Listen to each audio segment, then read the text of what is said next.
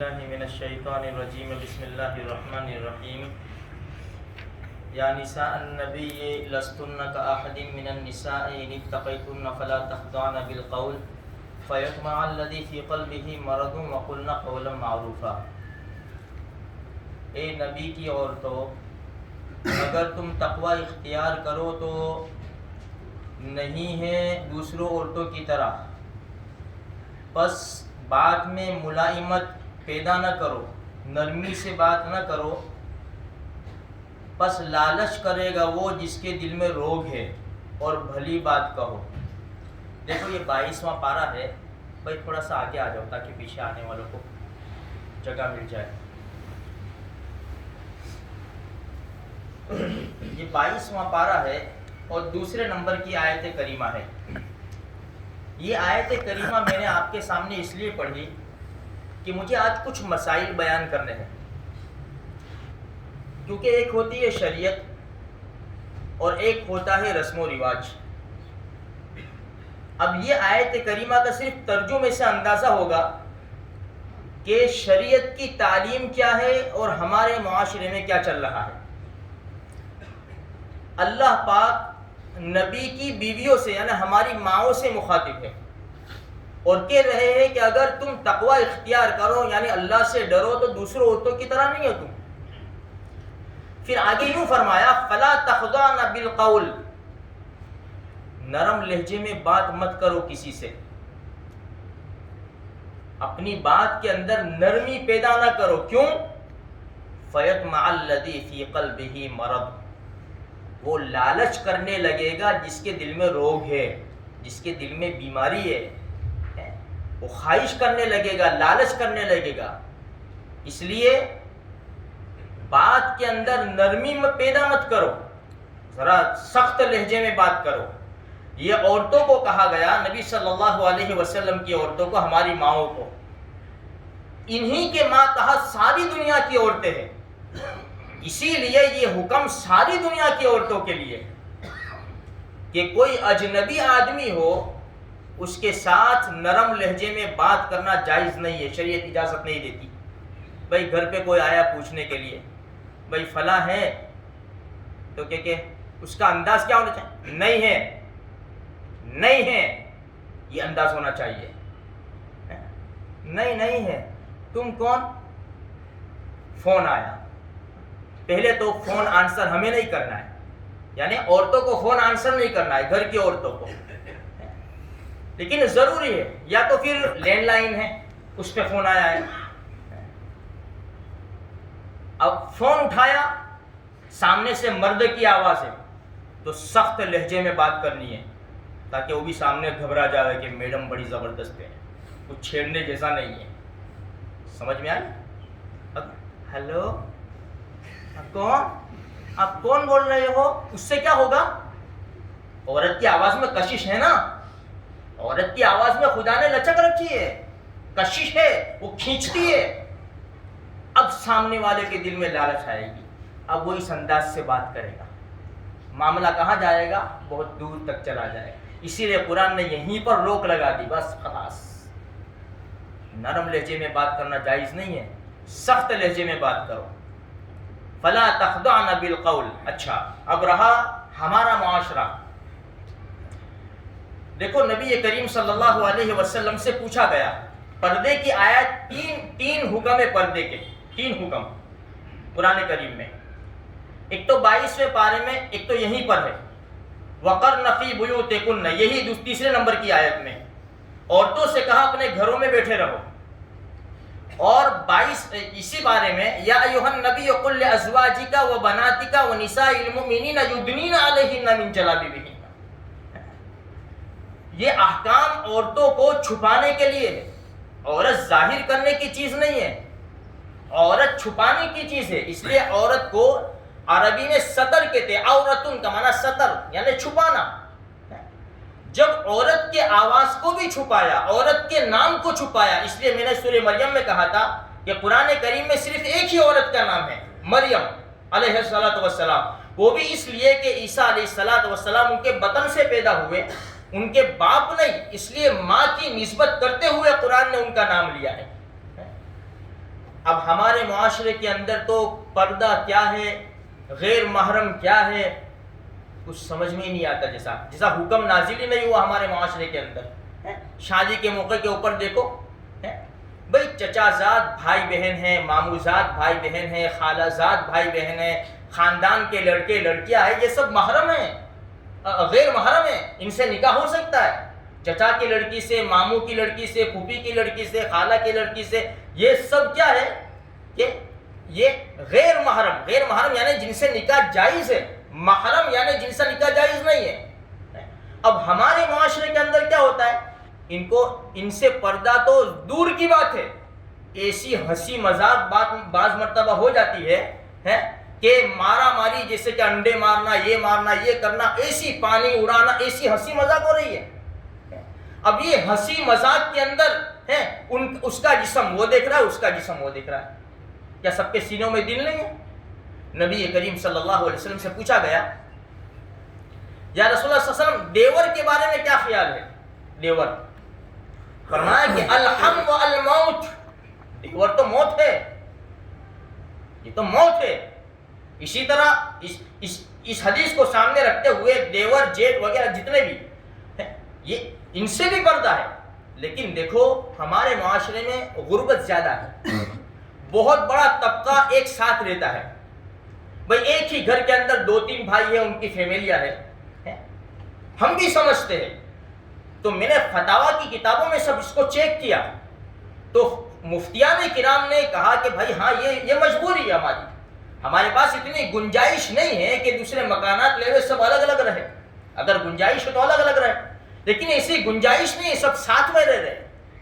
تو ہر گھر میں رہنے والے ہر مرد ہر عورت کو چاہیے کہ احتیاط کے ساتھ رہے، اپنی نگاہوں کو نیچی رکھے، بالکل مجبوری درجے کے اندر بھابھی سے اور وغیرہ سے بات چیت کرے، ورنہ شریعت اس کی اجازت نہیں دیتی.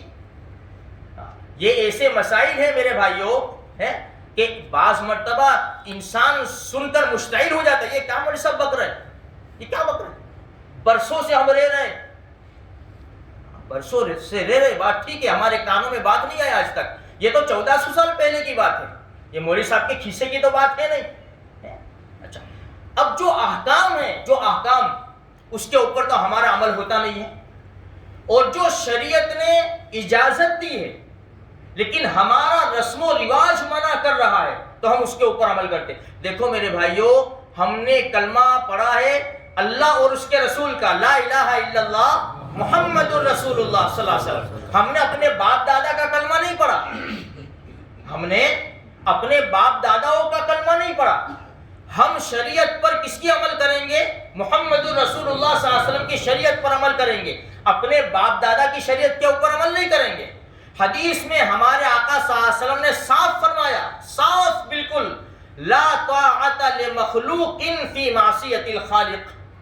جس بات میں اللہ کی نافرمانی ہوتی ہو مخلوق کا کہا نہیں مانا جائے گا.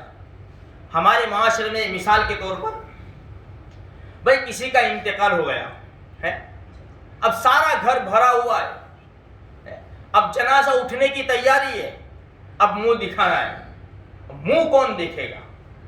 منہ کون دیکھے گا؟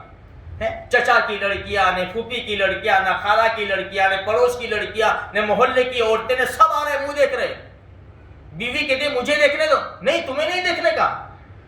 دیکھو مسئلہ سن لو میرے بھائیوں، اگر شوہر کا انتقال ہو گیا بیوی منہ دیکھ سکتی ہے، اور بیوی کا انتقال ہو گیا تو شوہر بھی منہ دیکھ سکتا ہے.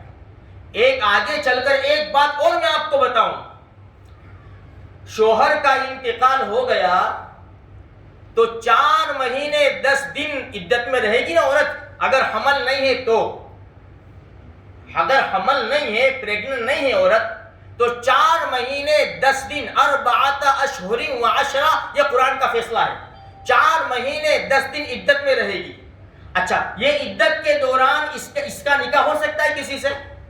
نہیں ہو سکتا. یہ 4 مہینے 10 دن یہ عورت ابھی شوہر کے نکاح میں سمجھی جائے گی. جب شوہر کے نکاح میں سمجھی جائے گی تو اس کا تو شوہر ہے، اس کو منہ دیکھنے کیوں نہیں دیتے ہو؟ ارے علماء کرام نے تو یہاں تک مسئلہ لکھا ہے کہ یہ تو غسل بھی دے سکتی ہے نا قبر میں بھی اتار سکتی ہے. کہاں جاؤں گے اب؟ کیا ہم منع کرتے ہیں بیچاری عورتوں کو کہ منہ نہیں دیکھنے کا، منہ نہیں دیکھنے کا. دوسری عورتیں منہ دیکھ جاوے. اور یہ جو عقیقے کا مسئلہ ہے نا ہمارا عقیقے کا، ماں باپ نے بیچاروں نے کتنی محنت کی، وہ ٹینیا آیا، سمجھے نا. اب 7 دن کے بعد عقیقہ ہوتا ہے، بکرا کاٹا ماشاءاللہ، گھروں میں خوشی کی لہر دوڑ رہی ہے، ادھر گوشت تقسیم ادھر گوشت تقسیم، پڑوس میں. ماں باپ کو کہ تمہارے کو نہیں کھانے کا. بھائی کیوں ہم کو نہیں کھانے کا؟ ہم کو کیوں نہیں کھانے کا؟ بھائی محنت تو ان کی ہے دونوں کی، سمجھے نہیں. ان کو پہلے ان کو کھلاؤ، پہلے ان کو کھلاؤ. ہاں یہ ہمارا معاشرہ، یہ ہمارا معاشرہ ہے، شریعت نہیں ہے یہ ہے. محمد عربی صلی اللہ علیہ وسلم نے کیا فرمایا وہ دیکھو. محمد عربی صلی اللہ علیہ وسلم کی بات کے اوپر عمل کریں گے، باپ دادا کی بات کے اوپر عمل نہیں کریں گے، اس لیے کہ ہم نے محمد رسول اللہ صلی اللہ علیہ وسلم کا کلمہ پڑھا ہے. اچھا اب یہ منہ دکھانے کی جو رسم ہے نا وہ بھی ایک مسئلہ ہے. کیوں منہ؟ بھائی جو گھر کے لوگ ہیں منہ دیکھ لینا، سب کو منہ دکھاؤ، سب کو کیا ضرورت ہے؟ عورتیں مرد کا منہ نہیں دیکھ سکتی اور مرد عورت کا منہ نہیں دیکھ سکتی، سمجھے. جو محرم ہیں جن سے نکاح کبھی بھی جائز نہیں ہے، بھائی بہن ہے، خالہ ہے، پھوپھی ہے، سمجھے، ماں ہے، بیٹی ہے، یہ ایسے لوگ ہیں جن سے کبھی بھی نکاح جائز نہیں ہے، یہ منہ دیکھ سکتے ہیں. بیوی منہ دیکھ سکتی ہے اپنے شوہر کا، اور ان کے علاوہ جن سے نکاح جائز ہے وہ سارے کوئی بھی منہ نہیں دیکھ سکتے. ہمارے معاشرے میں الٹا ہے، سب منہ دیکھو اور بیوی کو سائڈ پہ ہٹا دو. کیا ظلم کر رکھا ہے ہم نے، کیا ظلم کر رکھا ہے. یہ شریعت ہے. مسائل تو پوچھو. ہاں اچھا اب مسئلہ آتا ہے کہ جس دن میت کے گھر، کسی کے گھر انتقال ہو جاوے، میت کا گھر ہمارے معاشرے میں ہے، ابھی پتہ نہیں ہے چلتا ہے کہ نہیں چلتا. کھانا بیچتے نا، سب جگہ سے کھانا آتا ہے 3 دن تک، برابر ہے، 3 دن تک سب کے وہاں سے کھانا آتا ہے. شریعت میں اس کی کوئی گنجائش نہیں ہے. میں آپ کو قرآن و حدیث سے سمجھاؤں گا. کسی کی بات تو ہے نہیں، میری طاقت بھی نہیں ہے اور کوئی کر بھی نہیں سکتا، سمجھے. حضرت جعفر رضی اللہ تعالیٰ عنہ کی شہادت کی خبر آئی. اللہ کے رسول صلی اللہ علیہ وسلم نے صحابہ سے فرمایا ان کا کھانے کا انتظام کرو. ان کا کیوں کھانے کا انتظام کرو؟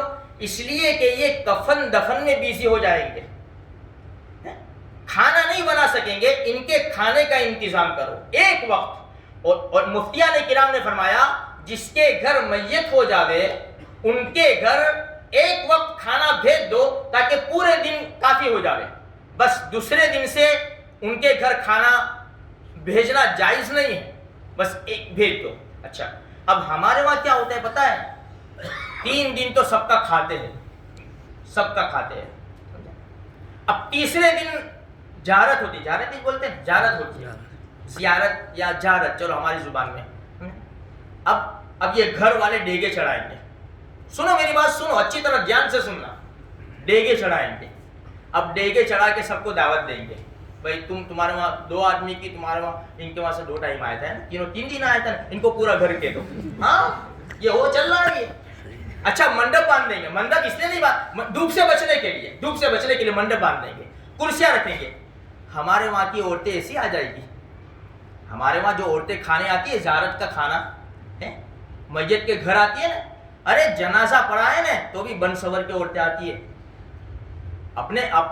دیکھو عورت کی خاصیت کیا ہے، اپنے گھر کے اندر شوہر کے سامنے بن سورنا چاہیے نا، وہاں نہیں بن سورے گی، وہاں تو کام والی، سمجھے نا، کام والی. جیسے دروازے کے باہر نکلنا ہو نا، چلی ڈھبا ڈب پونس لیا، یہ لگایا، پھر اب باہر نکل. اب میت کے گھر جانا ہو کہ شادی کے گھر جانا، یہ ہمارے معاشرے کی عورتوں کا حال ہے. اب یہ زیارت کا کھانا ہے، منڈپ بھی لگائے، کرسیاں بھی بچھائیے، اب عورتیں آ رہی ہیں اور ایک طرف مرد ہے ایک طرف عورتیں ہیں. عورتیں بھی جس کو پتا نہ ہو نا کہ یہاں میت ہو گئی ہے تو پتا نہیں کون یہ لاک ڈاؤن میں بھی شادی کرتے ہیں کیا؟ چونکہ لگتا تھوڑی ہے کہ میت ہو گئی ہے، ادھر ڈیگے چل رہی ہے، ادھر ہو ہاں یہ تھالا یہ کر وہ کر. کیا یہ خوشی کا ماحول تو نہیں، یہ خوشی ہے، یہ تو غم ہے، غم ہے۔ شریعت نے حدیث میں آتا ہے کہ جس کے وہاں میت ہو جاوے کسی، اور ہمارے آقا صلی اللہ علیہ وسلم نے فرمایا کسی عورت کے لیے حلال نہیں ہے کہ 3 دن سے زیادہ سوگ منائے بجز اس کے شوہر کے کہ 4 مہینے 10 دن سوگ منا سکتی ہے۔ 3 دن سوگ منانا جائز ہے شریعت میں بس۔ اور ہمارا سوگ کتنا ہوتا ہے خبر ہے؟ 1 سال کا ہوتا ہے، 1 سال کا۔ ابھی انتقال ہو گیا نا 8 مہینے پہلے، 7 مہینے پہلے، جس کے گھروں پہ انتقال ہو گیا ہوگا نا، ان کے گھر عید کے دن کھانا نہیں بنے گا، وہ نئے کپڑے نہیں پہنیں گے، وہ ملنے بھی نہیں جائیں گے۔ یہ ہماری شریعت ہے۔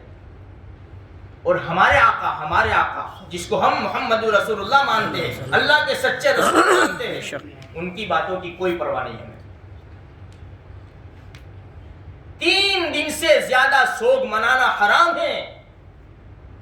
آج ہمارے وہاں 40 دن بھائی کھانے آنا نہیں، ابھی ہمارے سسرے مر گئے نا تو 40 دن نہیں ہوئے ابھی، تو ہم جماعت کھانے میں نہیں آ سکتے۔ دنیا میں رکھو، دنیا میں جماعت کھانے میں نہیں آ سکتے۔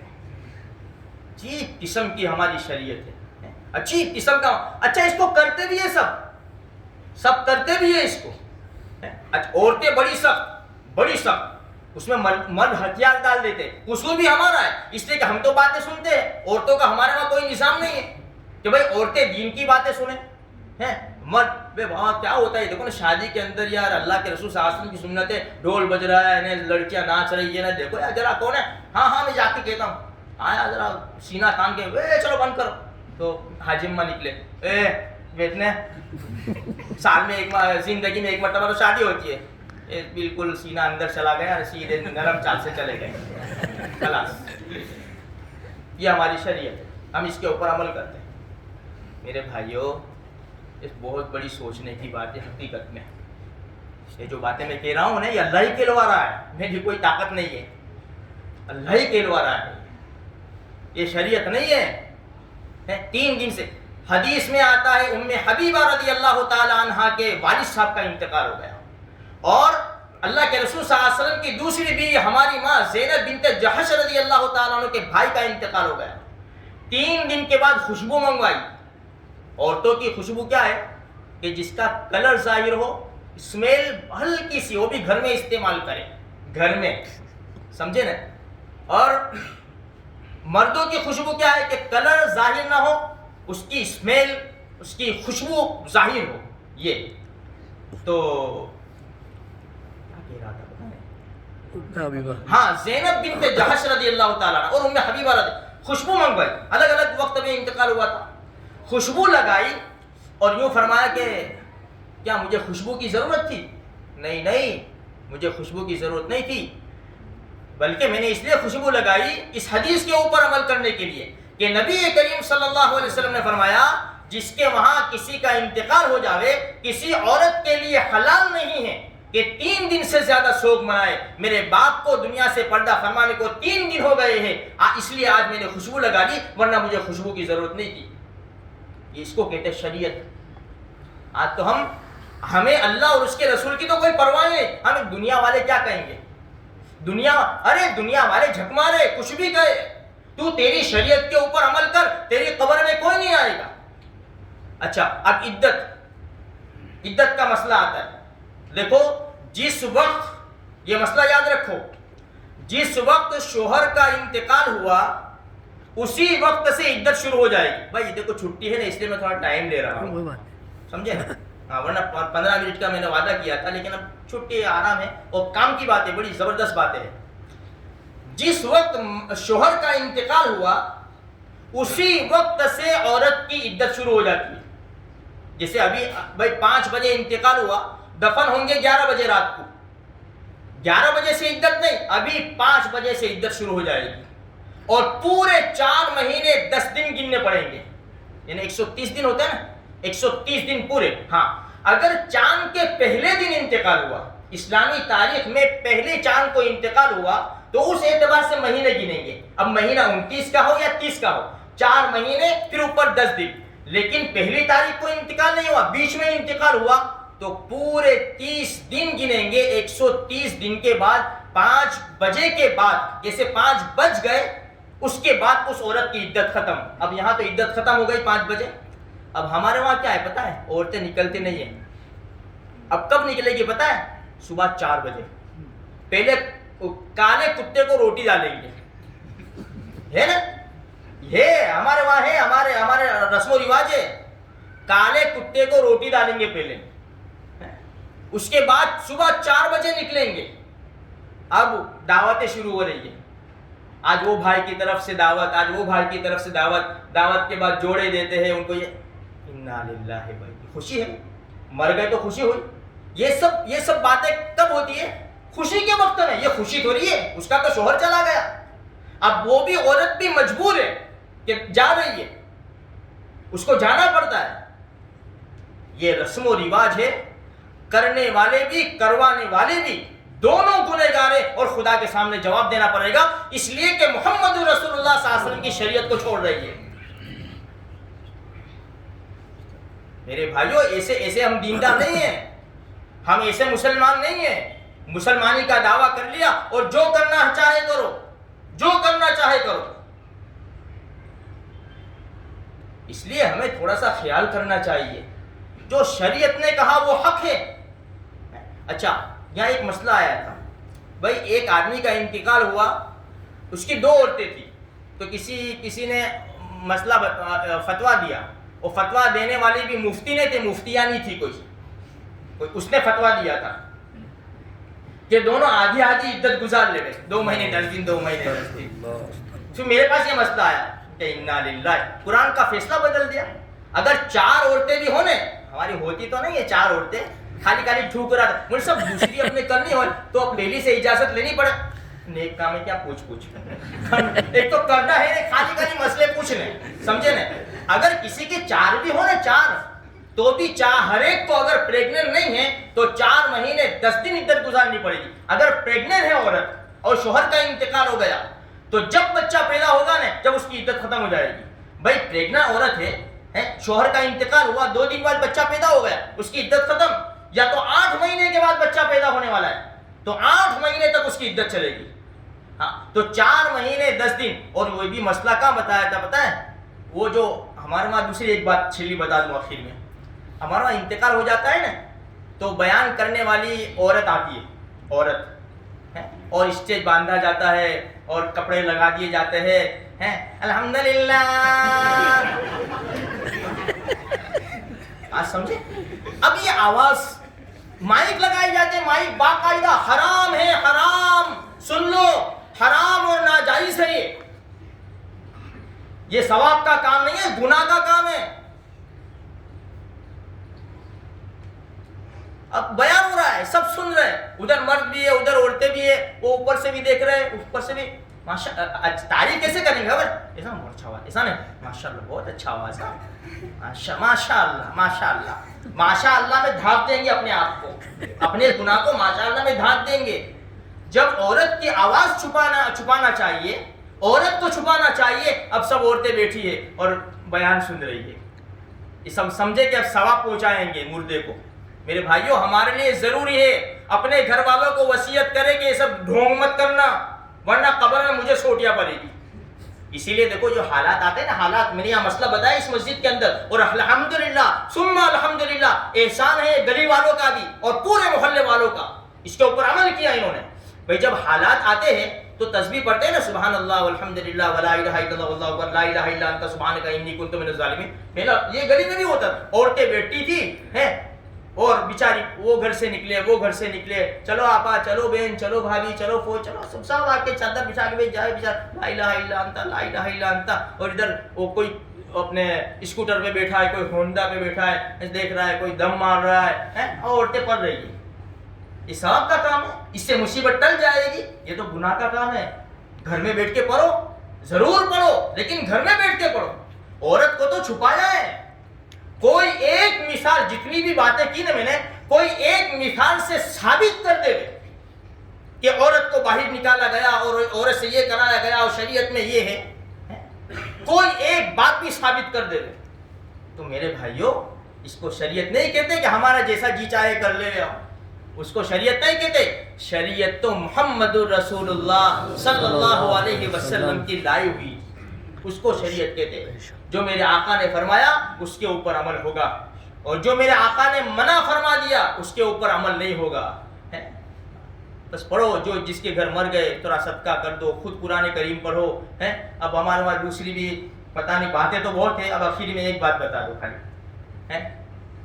بھائی ہمارا وہاں انتقال ہو گیا، تم بھی دوہر میں آئیو، تم بھی آئیو، تم بھی آئیو، تو بعد مرتبہ پوچھ بھی لیتے ہیں کھیرے کے پچھڑا ہے۔ ہاں میں ایسے ادھر باتیں نہیں کرتا۔ ہاں اب یہ آتے پڑھتے پڑھتے اب انہوں نے پڑھا کہ ان کے آگے کھیر آ گئی، کھچڑا آ گیا، جو بھی آ گیا کھا لیا، ان کو تو اس کا بدلہ مل گیا۔ مردے کو پہنچا کیا پہنچا مردے کو؟ سوچنے کی بات ہے کہ نہیں ہے میرے بھائیوں؟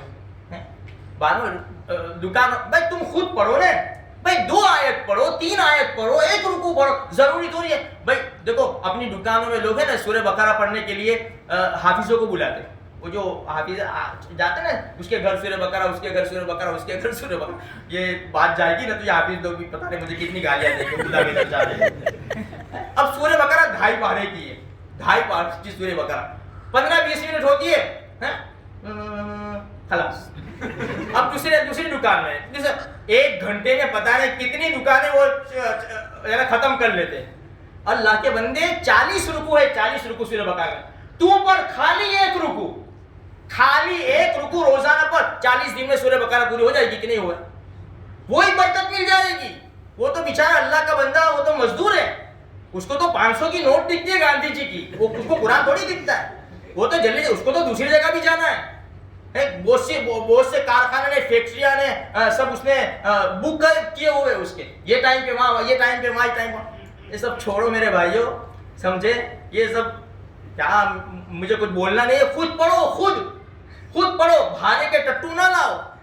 بھائی مدرسے کے بچوں کو بھیج دیں گے نا، ذرا مدرسے کے بچے بھیج دیتے، گھر والے ہوتے نا پڑھتے برابر، گھر والے جیسے ادھر ادھر چلو میں جلیبی لے کے آتا ہوں، دھمال مستی یہ وہ بات سمجھ میں آئے، پھر جیسا چل معاف کرنا، یہ ایسی باتیں ہیں نا جو یہ ہمارے معاشرے میں چلتی ہے۔ خود پڑھو میرے بھائی، خود پڑھو، اپنے بولتے ہو خود کو خود پڑھ کے بخش دو۔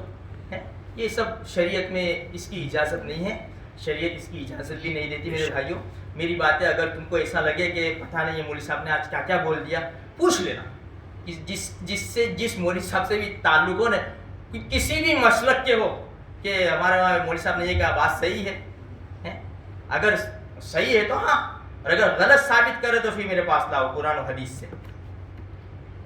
میں اصل میں حقیقت میں کوئی دعوے نہیں کرتا، میرے پاس اتنا علم بھی نہیں ہے، لیکن میں نے بڑی محنت کی ہے، آج بڑی محنت کر کے کئی تفسیریں، کئی فتاوا کی کتابیں دیکھی، اس کے بعد یہ لبے لباب اور نچوڑ آپ کے سامنے رکھا ہے۔ اللہ تبارک و تعالیٰ کہیں سنی باتوں کے اوپر عمل کرنے کی توفیق عطا فرمائے۔ اللہ ہم سب کے گناہوں کو معاف فرمائے، گناہوں سے حفاظت فرمائے، کہ اللہ ہم کو شریعت کے اوپر عمل کرنے کی توفیق عطا فرمائے، رسم و رواج سے ہماری حفاظت فرمائے، شرک، کفر و بری رسموں سے ہم سب کی حفاظت فرمائے۔ کہ اللہ ہم کو ایسے کام کرنے کی توفیق عطا فرما جس سے اللہ تو اور پیارے نبی راضی ہوتے ہیں، اور ایسے کاموں سے بچا جس سے تو اور پیارے نبی ناراض ہوتے ہیں۔ سب کی پریشانیوں کو دور فرما، اللہ مصیبت کو ختم فرما، بیماروں کو شفائے کاملہ عاجلہ دائمہ نصیب فرما، مرحومین کی مغفرت فرما، ہماری دعاؤں کو اپنے فضل سے قبول فرما۔ صلی اللہ علیہ محمد۔